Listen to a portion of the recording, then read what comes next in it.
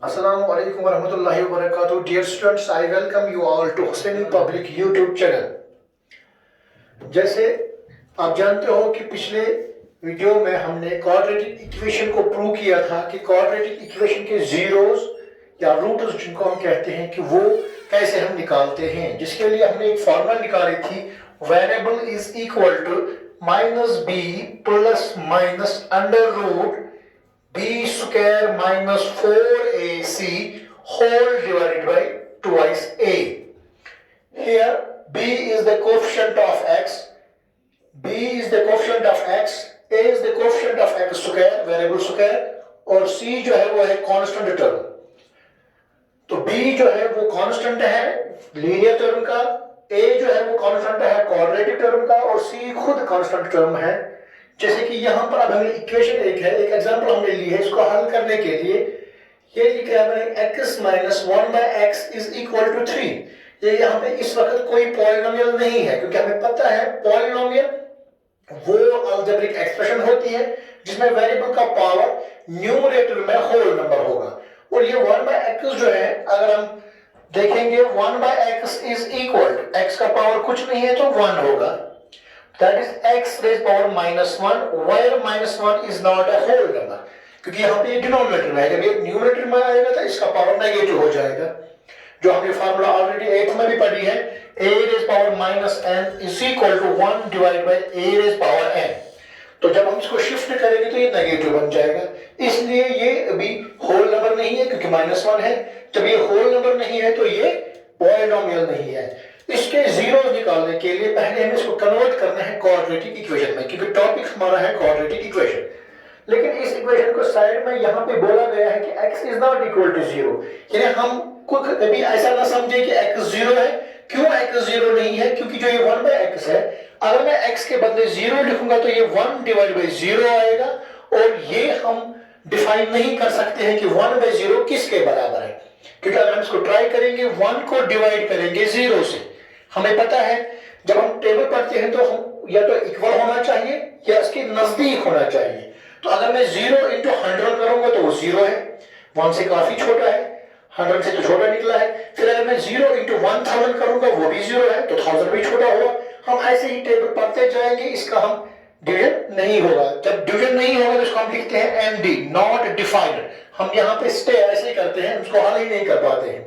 इसीलिए हम ये गलती ना करें कि x 0 के बराबर है, तो दैट मींस ये x जो है ये 0 नहीं है। 0 के बगैर कोई और इंटीजर हो सकता है लेकिन 0 नहीं है। अब इस क्वेश्चन को हल करने के लिए हम सीधे रूल्स लेंगे, which implies that इसको डिवाइड बाय 1 करेंगे क्योंकि दोनों p बाई q की शक्ल में है, तो x into x हो गया x स्क्वायर माइनस 1 into 1 हो गया 1 whole divided by 1 into x is equal to x is equal to 3। अब ये लगने लगा है कि ये थोड़ा क्वाड्रेटिक है, लेकिन अभी भी डिनोमिनेटर में x है, तो अभी भी ये पॉलिनोमियल नहीं है। इसको डिवाइड 1 करेंगे क्योंकि ये भी p बाई q की शक्ल में है, ये बराबर निकलेगा x square minus 1 into 1 x square minus 1 is equal to 3 into x 3x, क्योंकि इज इक्वल के वक्त हम डिनोमिनेटर में मल्टीप्लाई नहीं करते हैं, which implies that अब इसको सही शक्ल में लाएंगे, x स्क्वायर 3x को यहां लाएंगे minus 3x minus 1 is equal to 0। अब ये एक क्वाड्रेटिक इक्वेशन बन चुकी है जहां पे वेरिएबल x है, हाईएस्ट पावर 2 है, तो इसी की वजह से इसको क्वाड्रेटिक कहते हैं। ये लीनियर टर्म है और ये अब यहाँ पे इस क्वेश्चन को हम कंपेयर करेंगे general form of quadratic equation, जो हमें पता है ax square plus bx plus c is equal to 0 के बराबर है। तो इस x स्क्वायर के बदले यहाँ पर x स्क्वायर है, तो इस a के बदले यहाँ पे क्या है वो हमें ढूंढना है। अब हम लिखेंगे यहाँ पे here a इज इक्वल, अगर x स्क्वायर के बदले x स्क्वायर है तो a के बदले क्या है, यहाँ पे कुछ नहीं है। तो हम ये ना समझे कि यहाँ पे 0 है, क्योंकि हमने ऑलरेडी पिछले क्लास में ये पढ़ा है 0 की एक क्वालिटी है, ये जिसके साथ मल्टीप्लाई करेंगे ये उसको अपने जैसा बनाता है, और 1 की एक क्वालिटी है 1 जिसको मल्टीप्लाई करेंगे उसी जैसा बन जाता है। तो अगर ये x स्क्वायर बना हुआ है तो ये 0 का काम नहीं होगा, क्योंकि अगर 0 का काम होगा तो x स्क्वायर गायब हो जाता है। तो अगर ये मौजूद है तो यहाँ पे इसका ए के बदले वैल्यू 1 होगा। तो 1 ही का ये प्रॉपर्टी है 1 ही की कि जिसे हम मल्टीप्लाई करेंगे ये उसी जैसा बन जाता है। इसके बाद x के बदले x है और प्लस b के बदले यहाँ पे -3 है। तो प्लस हम बाईं तरफ नहीं लिखते हैं लेकिन माइनस लिखना पड़ता है। एंड इसी तरह प्लस c के बदले यहाँ पे -1 है तो c इज इक्वल टू -1।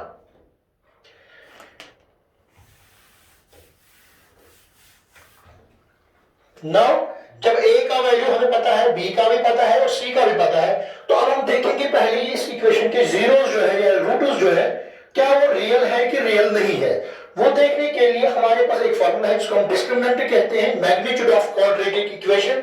जैसे कि मैं लिखूंगा यहाँ पे so d is equal to b square -4ac। इसमें इसके वैल्यू सब्स्टिट्यूट करेंगे। अगर इसका वैल्यू जो निकलेगा उसे हम पता चलेगा कि ये इसके जीरो है वो किस किस्म के हैं। अगर 0 के बराबर निकला d तो इसके दो वैल्यूज होंगे, दोनों इक्वल होंगे। अगर 0 से ज्यादा वैल्यू निकला है तो दो होंगे, डिफरेंट होंगे। अगर 0 से कम यानी नेगेटिव में निकलेगा तो हमें आगे बढ़ना नहीं है, इसके रियल रूट्स नहीं होंगे। तो ये बराबर होगा b स्क्वायर यानी -3 स्क्वायर। अगर ऐसे लिखेंगे तो ये गलत है क्योंकि इस तरह ये 3 का ही स्क्वायर है, माइनस का नहीं, इसलिए ब्रैकेट देना जरूरी है। -4 फार्मूला का इंटू a जो कि 1 है इंटू c जो कि -1 है। इसको आगे बढ़ाएंगे। अब is equal minus square, minus को जब 2 बार मल्टीप्लाई करेंगे तो वो प्लस बन जाता है, तो बाईं तरफ हम प्लस नहीं लिखते हैं। 3 स्क्वायर जो कि 9 है, यहां से लेकर यहां तक एक टर्म है तो यहां है माइनस इंटू प्लस बन जाएगा माइनस, वो माइनस इंटू ये माइनस बन जाएगा प्लस। 4 इंटू 1 इंटू 1 हो गया 4। अब ये बराबर हो गया 13। अब जो हमारा डिस्क्रिमिनेंट है डी वो 13 है, ना वो 0 के बराबर है ना वो 0 से कम है बल्कि वो 0 से ज्यादा है। हमेशा डिस्क्रिमिनेंट को कंपेयर करना है 0 के साथ। ये बड़ा है क्या है ये नहीं देखना है, ये 0 से बड़ा है कि 0 के बराबर है या 0 से छोटा है। तो हम लिखेंगे यहां पे therefore d is greater than 0, so given quadratic equation has two distinct real roots as by quadratic formula जो कि variable is equal to -b plus minus under root d, क्योंकि यहां पे हम लिखे थे b स्क्वायर -4ac जिसका value हमने ऑलरेडी निकाल के रखा है, इसे शॉर्ट में लिखेंगे -d डिवाइड बाय 2a। तो x बराबर निकलेगा पहले माइनस फार्मूला का फिर b का वैल्यू ढूंढेंगे। b जो है वो खुद भी -3 है तो यहां पर एक और -3 लिखना है। ये फार्मूला का है और ये b के वैल्यू का है, तो जब दो साइड्स कंसेक्यूटिव आएंगे हमेशा प्रोडक्ट करना पड़ता है।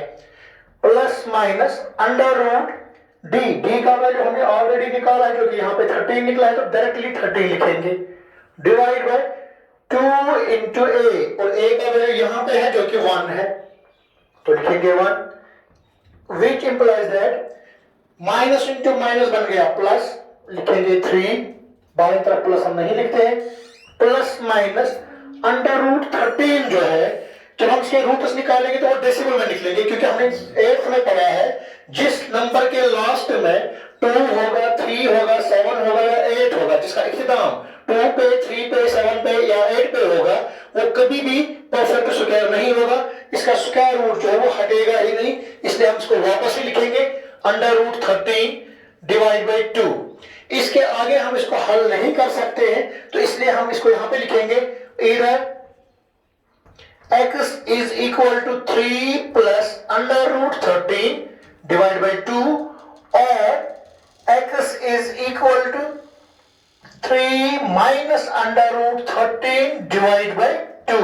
तो ये इसके दो वो वैल्यूज हैं x के जिनको अगर हम इस क्वाड्रेटिक इक्वेशन में लगाएंगे तो इसका आंसर 0 निकलेगा, इसलिए इनको जीरोस कहते हैं। लेकिन जीरोस नाम इनको तब असल में कहते हैं जब इक्वेशन नहीं होगी, और जब इक्वेशन बन जाएगी तब इनको रूट्स कहते हैं, बाकी और इनमें कोई डिफरेंस नहीं है। इसलिए मैं बार बार कहता हूं जीरोस और रूट्स दोनों सही चीजें हैं, एक ही नाम एक ही चीज के दो नाम है। तो इस तरह ये क्वेश्चन हल हुआ है। इंशाल्लाह अगले क्वेश्चन आगे के वीडियो में दिखाएंगे। तब तक के लिए खुदा हाफिज।